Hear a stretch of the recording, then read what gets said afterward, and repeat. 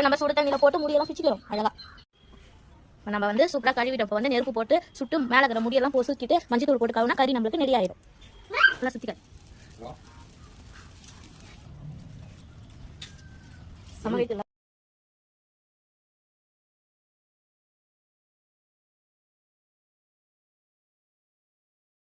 நாட்டுக்கோழி சிக்கன் பிரியாணி செய்ய போறோம். தேவையான பொருட்கள் வந்து பட்டை வகைகள், 3 வெங்காயம், 2 தக்காளி, பச்சை மிளகாய் ஒரு 4, பேச்சு வச்ச கறி, இதை போட்டு இஞ்சி பூண்டு பேஸ்ட், தயிர், பிரியாணி மசாலா, நெய், ஒரு எலுமிச்சம்பழம், புதினா கொத்தமல்லி தேவையான 2 கிளாஸ் அரிசி. இப்போ நம்ம குக்கர்ல சிக்கன் பிரியாணி செய்ய போறோம். அதுக்கு முதல்ல கேஸை பற்ற வச்சுக்கிறோம்.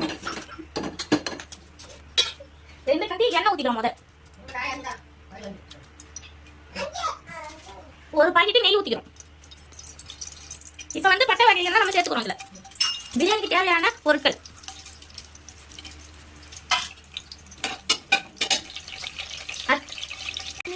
இப்ப வந்து வெங்காயம் சேர்த்துக்கிறோம். இது நல்லா ப்ரௌனா வதக்கணும்.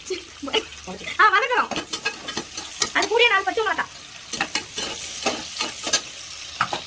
இப்ப நம்ம வந்து வெங்காயம் வதக்கிட்டு இப்ப தக்காளி சேர்த்துக்கிறோம். இதுல நல்லா போட்டு இது கூட உப்பு சேர்த்துக்கிறோம். அதை பண்ணுங்க வேணாமா. 2 டீஸ்பூன் இஞ்சி பூண்டு பேஸ்ட் போட்டுக்கிறோம்.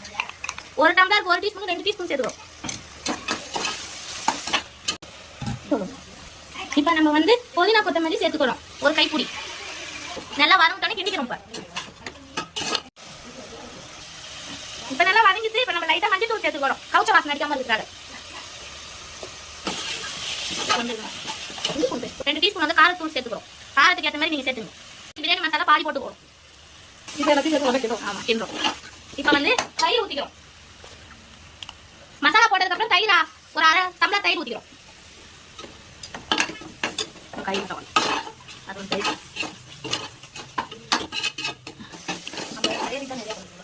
இந்த மாதிரி எண்ணெய் பிரிஞ்சு வந்ததுக்கு அப்புறம் நம்ம கறி வச்சிருக்கதை அதில் சேர்த்துக்கிறோம். கிண்டி விடணும். அப்படியே விட்டு அடி பிடிச்சிடும். இப்போ நம்ம வந்து கறி வேக வச்ச தண்ணி 1 டம்ளர் சேர்த்துக்கன்னு 3 டம்ளர் பச்சை தண்ணி சேர்த்துக்கிறோம். 2 டம்ளர் அரிசிக்கு 4 டம்ளர் தண்ணி.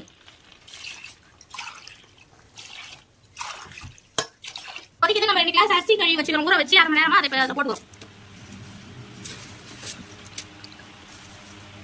இப்போ வந்து தண்ணியெல்லாம் கரெக்டாக ஊற்றியாச்சு. உங்களுக்கு இப்போ காரம் எவ்வளோ இருக்குன்னு எனக்கு கரெக்டாக உப்பு காரம் பார்த்துக்கணும். எங்களுக்கு கரெக்டாக இருக்குது. இப்போ நாங்கள் மூட போகிறோம். உங்களுக்கு எப்படி இருக்குன்னு நீங்கள் பார்த்துங்க முடிக்கணும்.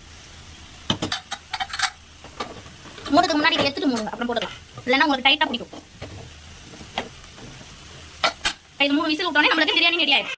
இப்போ நம்ம பிரியாணி எப்படி வந்ததுன்னு பார்க்க போகிறோம். விசில் அடங்கிட்டு தந்து பார்க்கணும். பாருங்க பிரியாணி சூடாக வந்துருக்கு. கிண்டி பத்தலாம். சூடாக இருக்குது. கொஞ்சம் ஆறட்டும். உதிரியாக வரும். அப்புறமா இங்க பாருங்க பிரியாணி சூடாக வந்தது. வாங்க எல்லாரும் சாப்பிடலாம்.